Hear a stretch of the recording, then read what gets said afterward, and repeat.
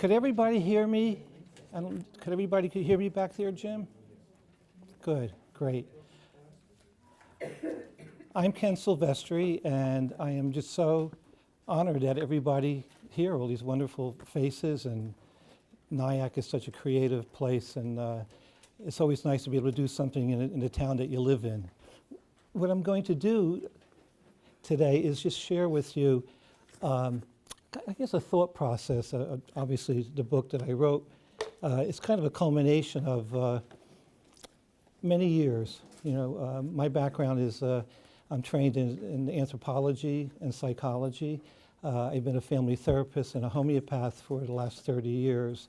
So what informs this talk tonight will be, you know, bits and pieces of a pattern or a process that I use not only in my practice, hopefully in my life.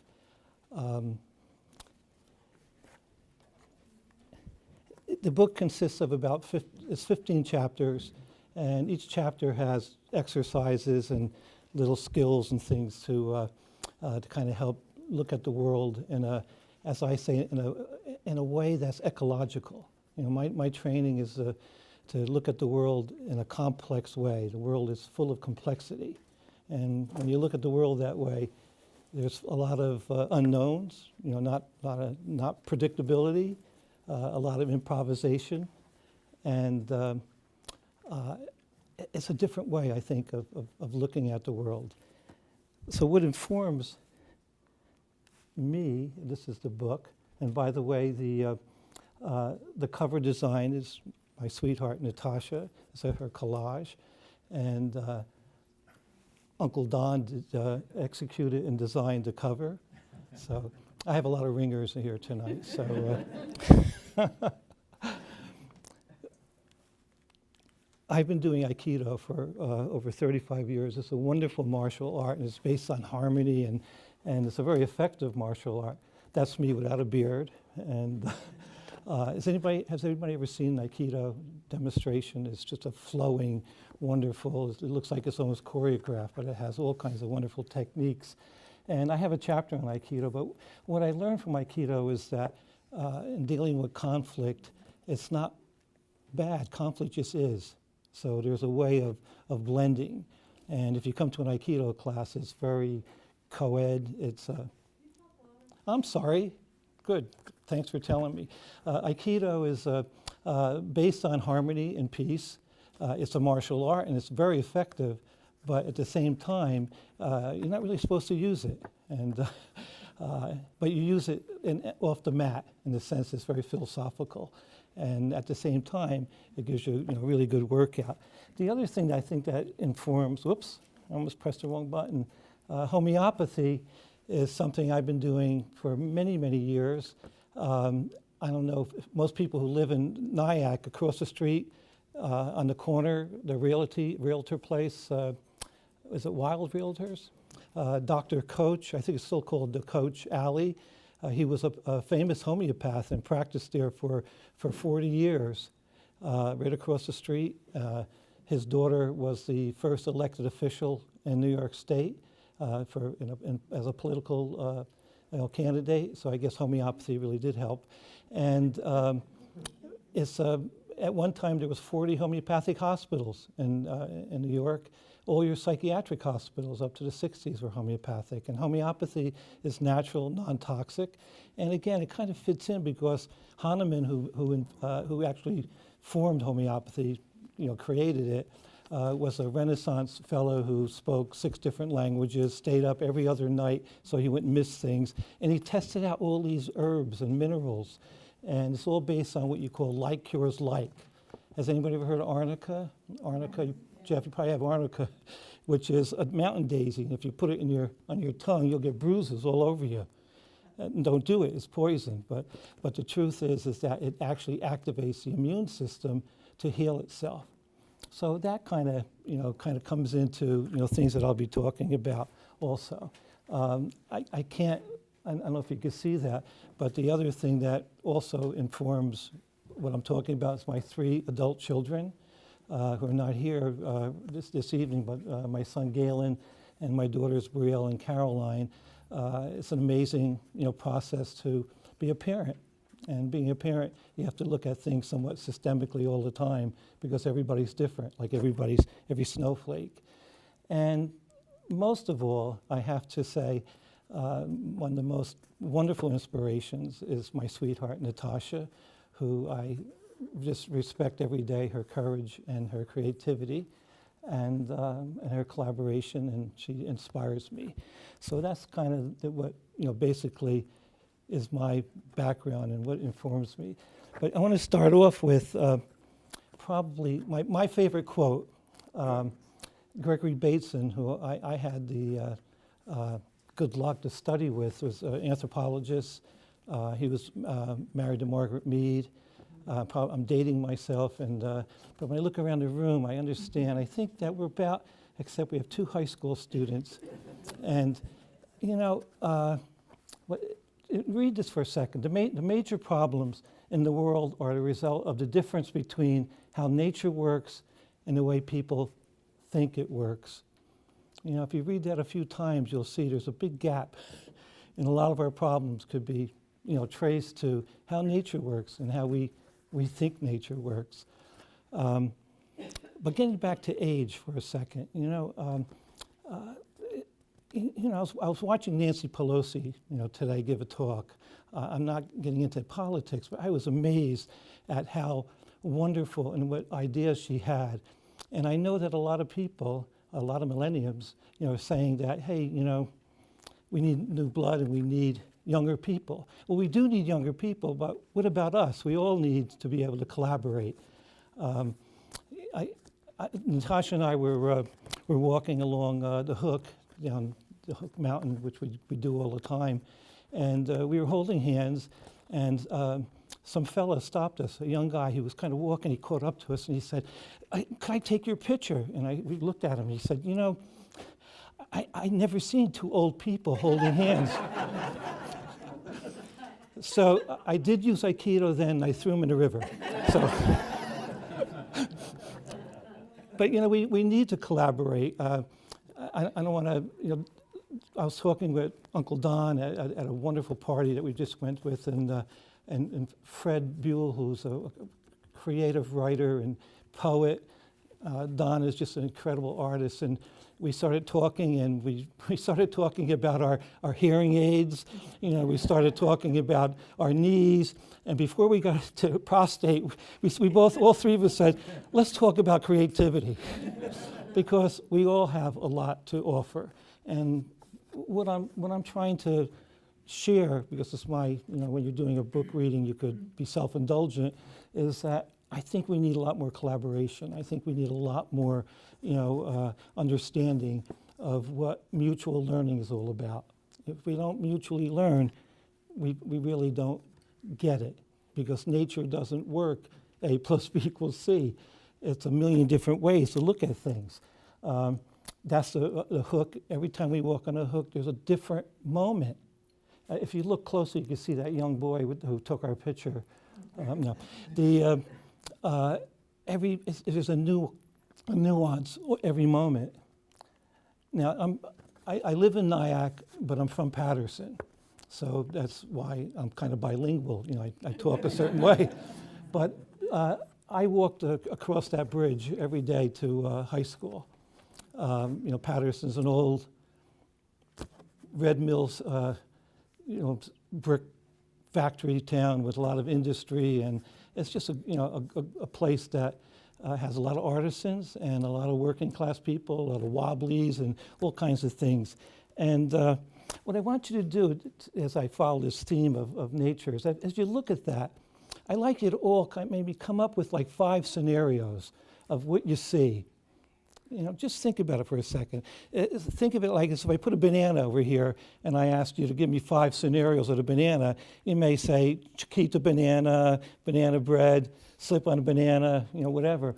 But if you look at that, just in a sense, to yourself, what do you see? What does it bring to your mind? What different contexts could you actually come up with when you look at something as massive as that? It's like the second largest falls in North America beyond Niagara Falls. they used to have a lot of like carnivals, and people would jump across it. And there was one guy that jumped down with a little, beer. And one time he didn't do it, and they found him encased in ice down in Newark. But a lot of people would, walk over it with tightrope walkers and stuff. But it also inspired the famous poem Patterson by William Carlos Williams. And my father was a police officer for 40 years in Patterson, and Allen Ginsberg was locked up for smoking marijuana, on that bridge. But he was writing some really good poems. But just look at it and, I don't know, come up with some. Anybody want to volunteer a perspective, a context? How did that end up in New Jersey? Alexander Hamilton stood there and said, this is a great place for an industrial city. And it was the first industrial city in the United States. They built raceways all around. And I actually did an archaeology project for about 3 years where we went and traced all the canals. We also grew a lot of grass along the bottom over there too, which was great for at that time. We all had long hair, and President Ford came, and we were so happy. We all stood there, we got dressed up, and the Secret Service came by, and they went like this, and they just waved them past us, and we had all these beautiful artifacts. But this is a poem I wrote about the falls, and it was originally in an anthology, the Great Falls Anthology, and it's called "Oh Zen-like Great Falls." Could you hear me back there now? Stepping out of my front door, the mist of the Great Falls caressed my prelude to the day to come.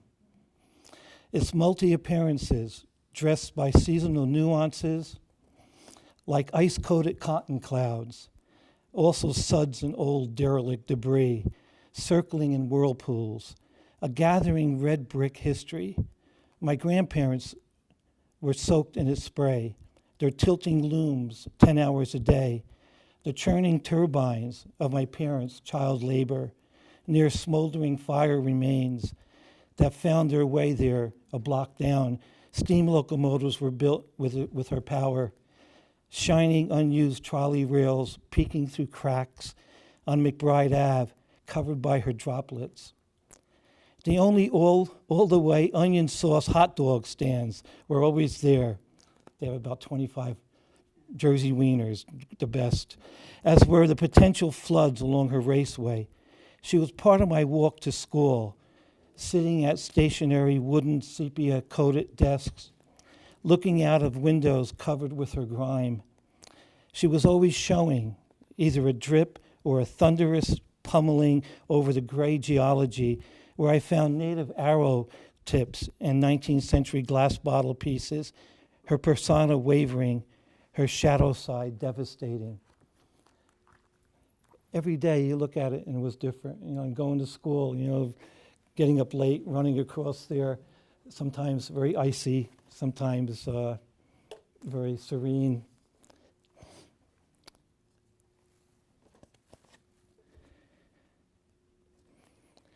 So the topics that are in my book, basically, you'll see a pattern is, it's really nice to have a wider lens, when you see perspective. And when we don't have perspective, we become very myopic. And since there's so many artists and beautiful people here, I'm speaking to the choir, but a lot of our policy and a lot of our day-to-day things that constrain us are not from a wider lens. Whether it be medicine, whether it be healing, education, there's a lot to be desired. Being in the present is really important because, hey, you can't change the past. And any solutions to any problems are in the present. And a lot of people live in the past. I'm not saying you should never condone the past if there's an issue or minimize, but you still can't change it, right? And having a good environment is so important, having friends and stimulation, and celebrating possibilities. And you know what? Being able to adjust. We're all fallible. We're all very fallible. What I'd like you to do, just for a second, well, a few minutes, is I want you all to go inside yourself and just think, what is it that you're not getting in life? What concern stops you from making your life work the way you would like it to? This is just something that I always, when anybody comes to me for counseling, whether it's a family or individuals, I always ask them, what is it that you're not getting in life? What core concern do you have? So I just want to think about this for a minute or so and just hold on to it. You don't have to share it, but just kind of hold on to it.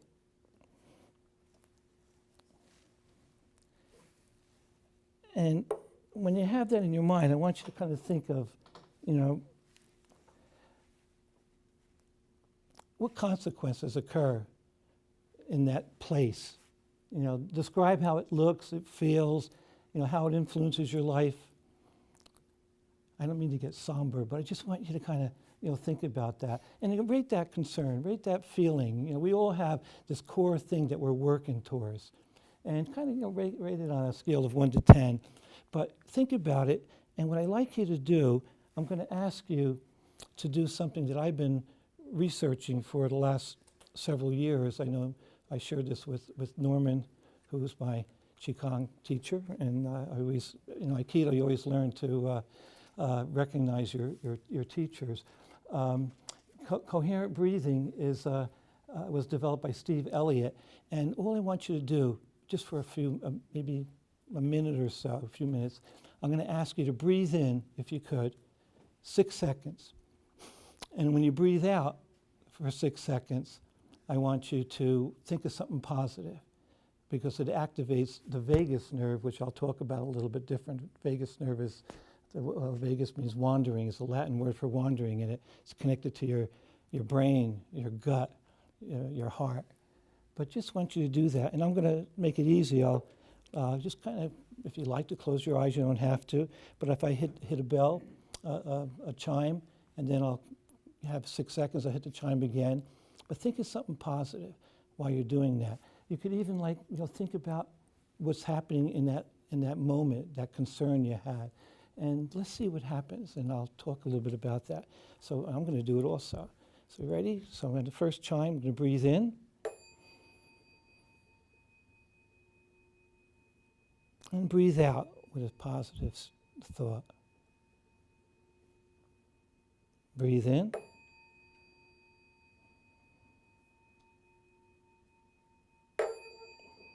Breathe out.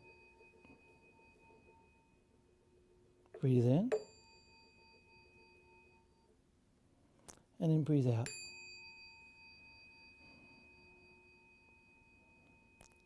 Breathe in.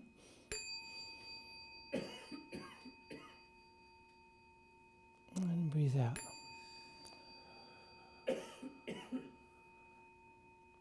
Breathe in.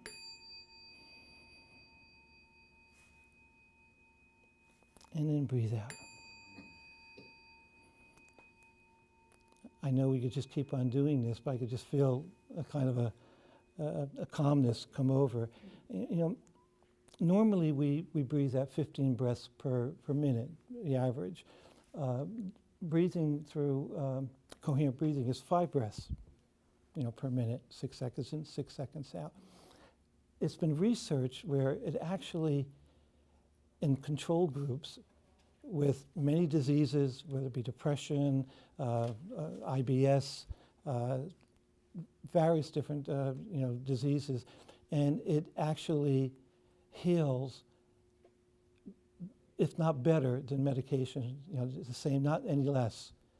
And what it does is it somehow regulates your heart rate variable, which is how your heart works. It also, when you're doing it, it also could adjust your atlas, and the vagus nerve is the 10th cranial nerve, and it actually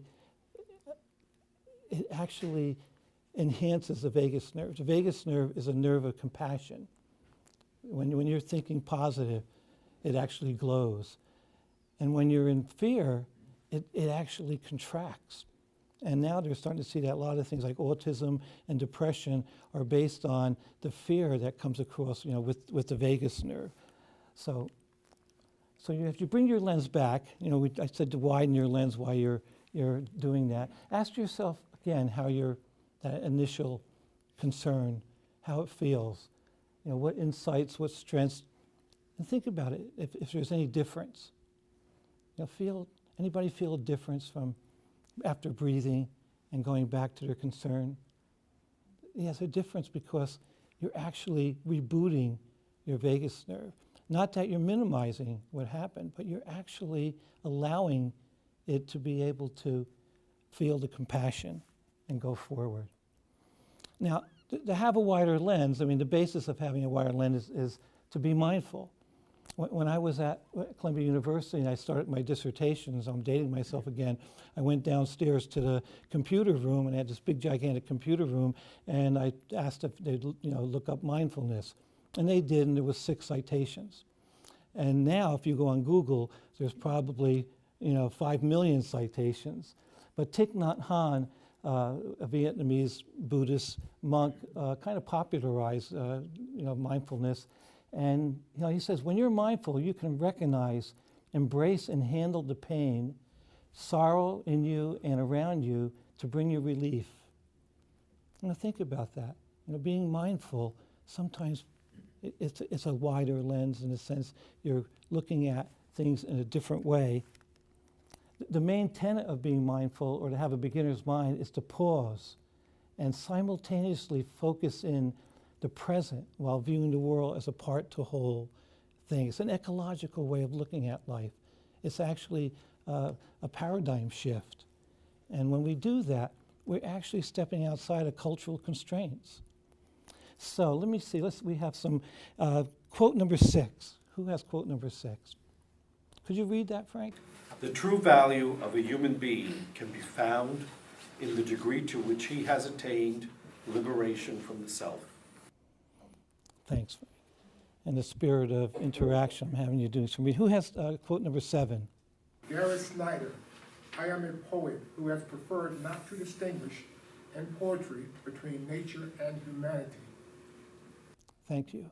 As an anthropologist, I was always taught that if you're looking at one situation, you have to have a peripheral view, and then you come back and you'll see that situation in different ways. And that's one of the things that I try to share, because if you're just kind of stuck here, you are stuck, But when you step out, because life is full of transitions and improvisational moments, but if you don't take advantage of it, you don't get into that transition to another level.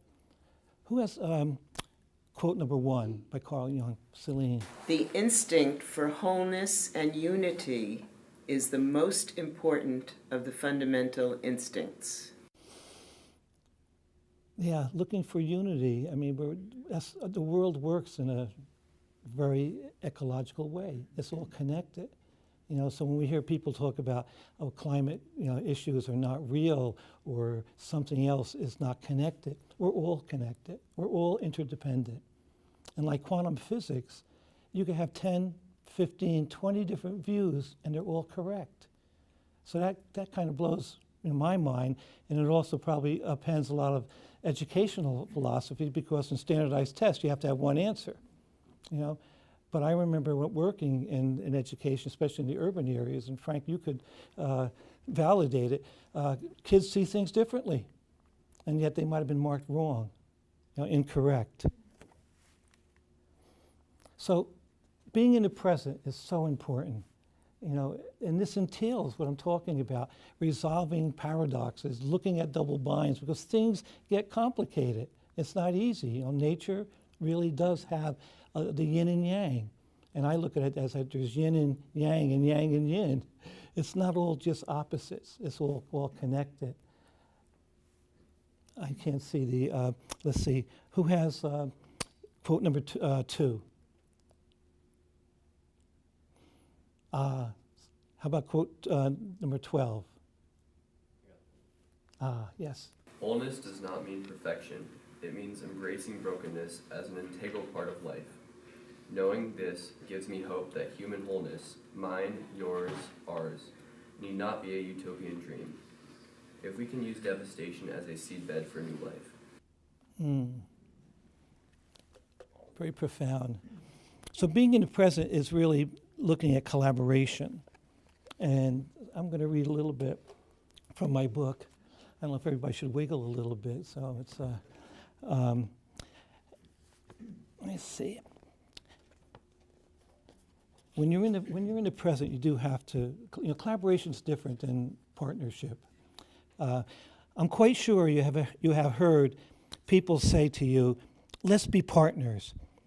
How successful have these partnerships been in your life? An alternative to being partners is to be collaborators. See, collaboration is a shift in perspective. It allows for a process in which any two individuals in the universe can find their relationship by tuning in to and being with rather than doing something to each other. This framework respects and encourages clear distinctions in our conversations regarding mutual learning, which in turn can be systemically adjusted and corrected in a beneficial way.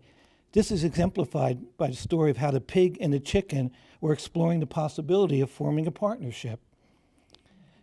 The pig and the chicken said, okay, let's do it. However, they were going to create a ham and egg sandwich. The chicken had no problem at all with the proposed partnership. However, the pig had some strong reservations regarding his personal outcome. When he looked at his dilemma in a larger picture, a wider lens, and he decided that he desired a more collaborative agreement that would allow for both he and the chicken to feel comfortable. So after expressing his concern, they mutually dialogued and decided on a final product, which was a ham-flavored tofu and egg sandwich, now found in your local health food store. And in Whole Foods, they have it's a Happy Piggy, and it's a ham and egg sandwich, vegetarian. So collaboration is amazing. In the 1980s, I wrote a grant and set up an alternative high school program in Paterson, New Jersey. It was difficult to get students to enroll. It was not difficult to get students to enroll. The notorious principal at Eastside High School, Joe Clark, if you remember the movie Lean on Me, he had literally kicked out hundreds of students. And as Bob Dylan sang in his famous song, The Hurricane, another story, in Paterson, that is just the way it is. I put an ad in the local paper asking for 100 students, 100 high school age students to be part of my program. The only prerequisite for those interested was that they had to attend classes and be collaborative, rather than adversarial. Not an easy thing. The program was 100% African American. My own former principal, who was also my basketball coach, who now ran the adult school where my program was housed, asked me, Kenny, why don't you take care of your own kind? There was adversarial energy all over the city's governing forums, yet I really believed that a collaborative framework would work regardless of what was going on. The school was successful. We achieved perfect attendance and curriculum based on working in the community. Members from the community and many institutions were educated to educate, and the kids had different, they would spend 4 weeks with the newspaper, 4 weeks with the Department of Health. The program easily met all the state proficiency standards and requirements needed to make it official. Dedicated people from various community agencies and hospitals, social service organizations, even a local senior citizen center, ironically almost all white, were gladly bonded with the students. It was one of the best things I've ever done.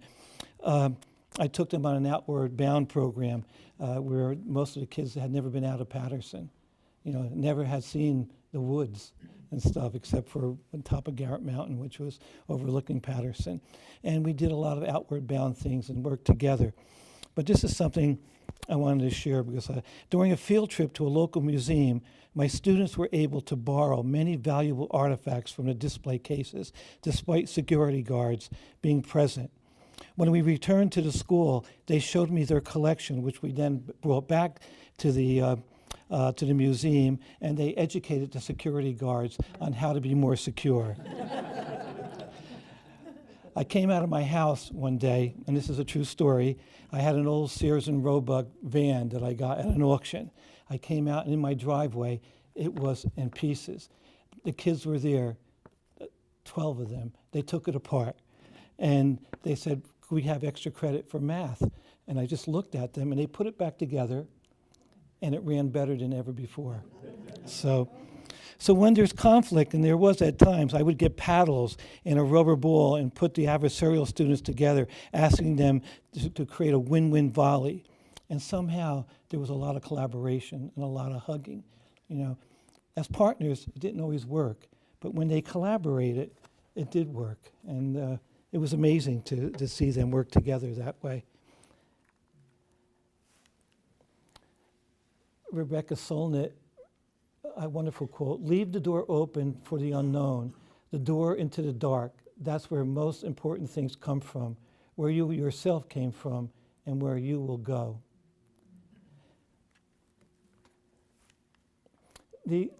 I'm not going to go into this too much, but being in a supportive environment also means not just looking around you, but understanding how you work.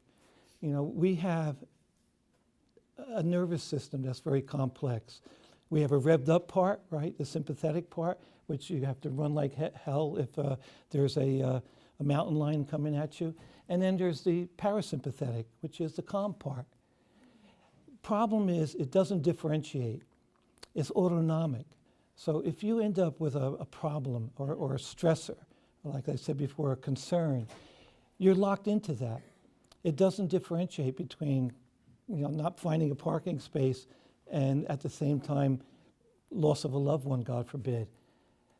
But the only way out of it is through breathing and meditation, to reboot it. So sometimes when we're in a certain environment and we're feeling that tension, or we're feeling ourselves being constricted, because cells have information membranes. I don't know how many people know that. You know, each cell, if you take cells out and put them in a negative environment, they contract. But if you put them in a positive environment, they expand. And what happens when you're stuck in the sympathetic nervous system is that it makes you dumber. The blood leaves your frontal brain, goes in your arms and legs, so you could, you know, run like heck. So it's really, important to understand how our body works, to recognize these things, which are autonomic, and sometimes we don't even realize it. A lot of times people will come in for counseling or therapy, and they're so tense, and they'll start telling me what their problems are, and I may just say, stop and breathe. You know, there's wonderful, important things in that adage, you know, slow down, stop and breathe. Things like homeopathy help, because homeopathy works with the immune system. But something that also works when you're meditating and you're looking at things in a mindful way, you have to have what they call love and wisdom. And Gregory Bateson, who I mentioned before, he always said that love was recognizing that we're connected, but wisdom is understanding it. And that's a big difference, you know, when you really understand what's happening. So, and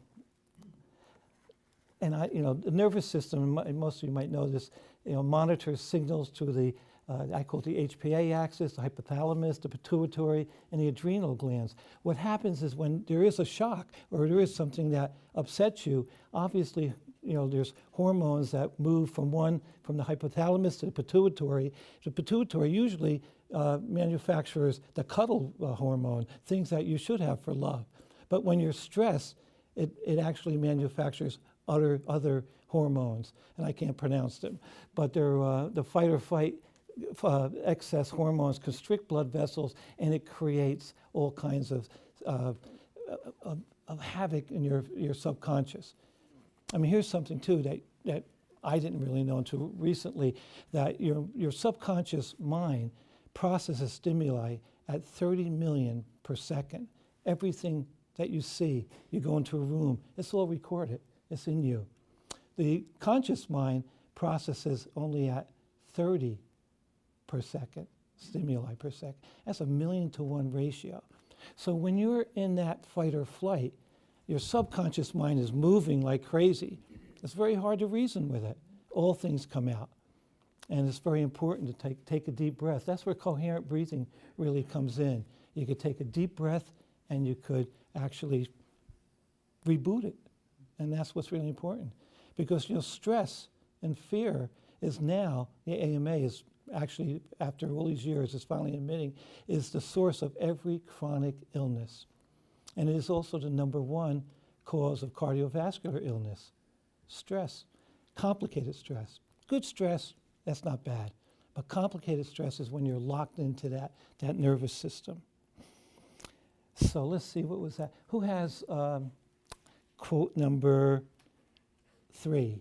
This is by Sam Harris. Love was, as advertised by mystics and crackpots through the ages, a state of being. How had we not seen this before? And how could we overlook it ever again? So love is very important, right? And it sometimes is hidden, but not just love, recognizing it, but really the wisdom of love. Who has quote number 21? Jim. There's much I don't know about birds and trees, but this I know for sure. They don't wonder or worry about whether their lives have meaning. They simply be what they be, and in the process serve people like me who are elevated by their presence. Quote number 16. Who has that? The moment I begin to think that it is pointless to attempt the struggle of integrity in business, science, education, medicine, politics, and our personal lives, in that moment I am double-binded. Nature doesn't just work in a linear way. You know, double binds and paradoxes are what it's all about. But it also is the grist for creativity, the grist for dancing, the grist for poetry. It's the grist for creativity, it's the grist for living. So we can't be, upset with paradoxes and double binds, because that's what it's all about. I just want to read another section. Let me see, and then we'll finish up in a few minutes. But creating possibilities, this includes the exciting realms of creativity, harmony, forgiveness, and all these other modalities that beckon us to be mindful and to have a beginner's mind. So I want to read another section here.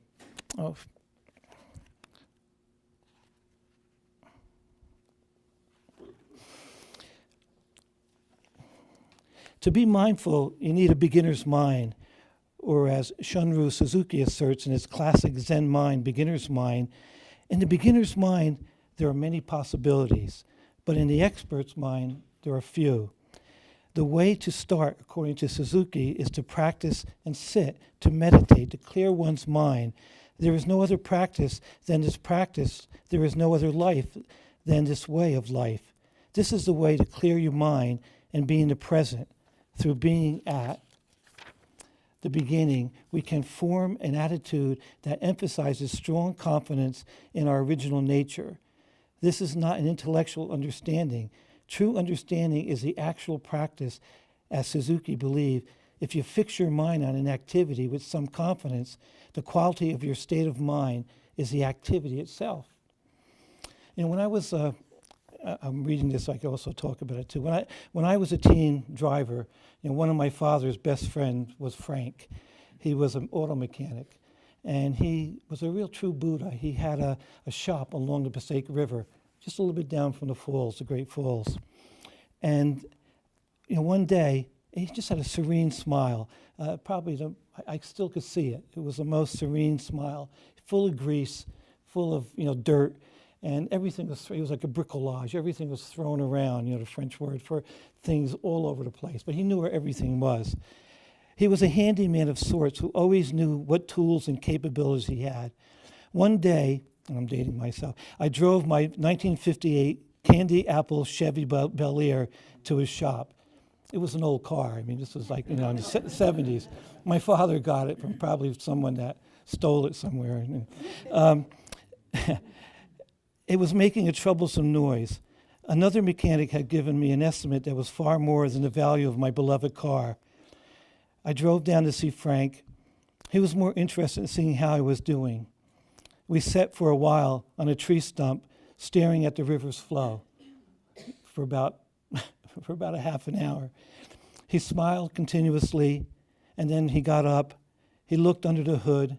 He walked up to his garage, climbed up a ladder, came down with a little washer, tied it on, and then he just tightened it up, started my car, and he said, "Take care, no fee." You don't forget things like that. Frank. let's see, I think there's a few more quotes here and possibilities. How about number 13? Quote from Alan Alda, and he said, "When I studied how to think in school, I was taught that the first rule of logic was that a thing cannot be both and cannot both be and not be at the same time and in the same respect. That last note, in the same respect, says a lot. As soon as you change the frame of reference, you've changed the truthfulness of a once immutable fact." Quote number 14. Well, I have quote number 14, but I was going to give you a completely different quote. Please. Can I do that? Yes, you may. Because I forgot my glasses, I can't read. Yeah, I anything. know.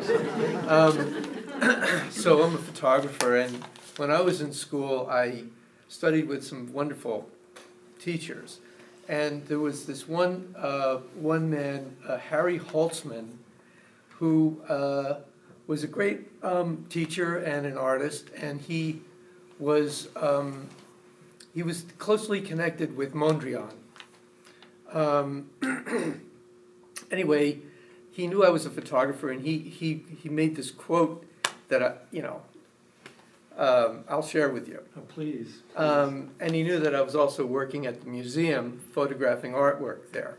So he said, a reproduction of a painting is exactly the same except in every way. That's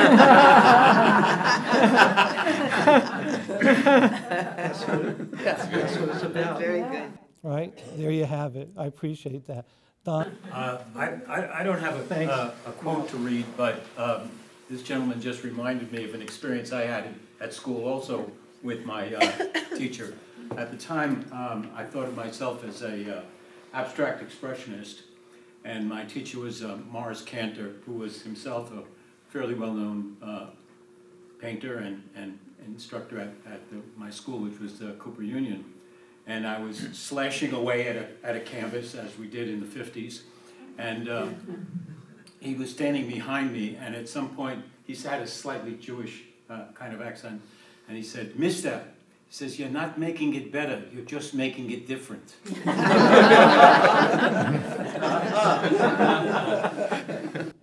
Thank you, Don. For the sake of time, I'm going to move along, but the last part of this process is, hey, nobody's perfect. We're all fallible. And if you're systemic, I was going to read a section on systems, but if you're systemic, things kind of work in a certain way. But you could also, like a clock, that clock in the back has a lot of parts. If you bend one little part, it'll still work, but it may tell 28 hours, and that may not help you. But there's a feedback loop too in systems. Like you can make adjustments, and if you don't get a chance to make adjustments, wow, you get stuck in that nervous system. And I want to read, and then just finish up. I had a few other parts, but a poem that's my sense of legacy and systems, and this is also I started writing this years ago. And I shared it with Allen Ginsberg, who Miles knew very well, and he, crossed it all over and said, "Stop writing ideas, just write things." So it's called Sunday as a Child. In the early 50s, Patterson still had remnants of trolley tracks peeking out through the pavement near what was once the end of the line on River Street, across from our Sunday late afternoon ritual of many years at Johnny and Hangie's Jersey Wiener hot dog stand. And that's how they said it, hot dog. My mother was so afraid that I would spill sauce on the car upholstery of their 1951 Pontiac that she had my father lift me up under the hood, keeping the engine running in winter so I did not freeze to death. I wondered about that since she was continuously disappointed that I was not a girl. My father was well known there, having once had this neighborhood as his patrol beat. Anne, who looked more masculine than Johnny or Hangie, worked the front by herself, miraculously with gusto, yelling out all in every order. It was a drive-in. Seeing my father, she would always say, "Hey, Lieutenant, what do you have?" And he would say, "2 all the way for Kenny, 1 each for me and Louise." His response, "and 2 orders of fries and coffee." Ann would embellish the relay with, two dogs all the way, 2 fries." Never saw my father pay. I can say, I have a lot of police officers that we go to Dunkin' Donuts and they never pay either. So I can still smell the boiling oil and hear the francs pop up from the submerged cremation at Hangie's as he one hand cradled the cardboard plate, the other slapping mustard, onions, and a secret gravy meticulously on each roll. Meanwhile, Johnny got the coffee. It's a deep, rich aroma threading its way through the throngs, pushed by the breeze of the equally distinct smell of the adjacent Passaic River. All followed a well-orchestrated system that I would, when I later studied anthropology, fully appreciate. Afterwards, like clockwork, we would drive a few blocks to East 18th Street to Nornie's house. Her kindly empathic 4'11" frame was contagiously expansive. I seldom remember my father's father, who seemed to live in the basement by the coal furnace with his couch, TV, and indigenous wines, occasionally calling out in Italian for Rosalie to bring him some coffee and cake. She would pinch my cheek, call me Chicky, cut some provolone for me, serve my parents dessert, then sit comfortably by the window, hands together, rotating her thumbs, with one eye overseeing her backyard garden with a trance-like smile. An hour or so later, a few blocks away, I was home in my room with a view of the grapevines, of hanging squash, rock gardens, and a late-night train heading north to Hawthorne. That's my legacy. Any questions? Any questions or comments? Barry. Place is so important, and we've got to hold on to that, and you beautifully held on to that in Patterson. And the BS of the internet purveyors that there is virtual reality has got to be resisted and unmasked. Place, smell, sight, memory, buildings, canals are important and vital for human beings. Yeah, we have to look at things with a different perspective. You know, I had one more quote that kind of relates. You know, this quote here, the mindfulness of Gandhi, you know, it's sort of like, it says it all too. You know, your beliefs become your thoughts become your words become your actions become your habits become your values, and your values become your destiny. You know, this was you know, someone who brought down a whole empire, you know, in a nonviolent way, but he was very assertive. You know, he wasn't just passive.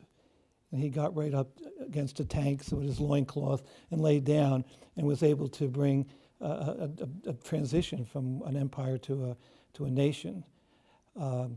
So we really are, you know, our beliefs and our values all come together, and we have to have that wider perspective. Jim? I have some friends that are Quakers, and one of the things that came out was that in the midst of a conflict between two people or in a group where things become dichotomized and paradoxical, that one of them will speak up and say, "I think it's time now to take a few minutes of silence to listen deeper than we are." Yeah. I mean, I believe that. I mean, you know, really nature doesn't have dichotomies. It really doesn't have opposites. You know, this is sort of like the other side of a sunny day is a cloudy day and whatnot. And if we get locked into that linear way of looking, we don't see the whole picture. But if you look in a peripheral way, I'm looking at you, Jim, and I can see everybody here at the same time. And then when I come back to you, it's very different because I'm picking up what everybody else is nodding, and that's I think the trick of really understanding what nature is, or aestheticism, aestheticism is the human metaphor for nature. And that's why, being in Nyack, where you can throw a rock up in the air and it comes down and hits an artist in the head, you're in an aesthetic community, Anybody else, any comments or any dialogue? I always like feedback so I could also make my adjustments. John? I also appreciate that at the same time that you so recognize the power of place, that you also recognize that you need to walk into the unknown. You need to recognize that you're in the unknown. And it's not a denial of the place that you left. It's actually a recognition that you left that place. It's in your heart, but you have to you have to leap.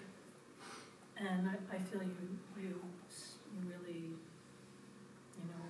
Well, thank you. spoke of that. Thank you. But to be human, you have to be vulnerable, and we have a lot of constraints and cultural egos and things like that. And taking a risk is really what it's about, and just feeling the nuances of transitions, feeling the nuances. Like if I get stuck, and I do, we all do. Mori Yoshiba, the founder of Aikido, remember people would always ask him, "Don't you get pissed? Don't you get upset?" And he goes, "Of course I do, but then I get my center back right away." And even the Dalai Lama says that too. I mean, are you angry? Yes, I get angry, but I get my center back, because if I don't, I can't see the nuances of where I might be able to intervene and make change and stuff like that. So yeah, taking a risk makes us more vulnerable. But why not? That's what being human is, and that's what we're really talking about, allowing us to be human, allowing us to deal with decision making. And mutual learning and collaboration is so important. It really is. Without that, if it's just, it's one way, it doesn't work. It has to be mutual.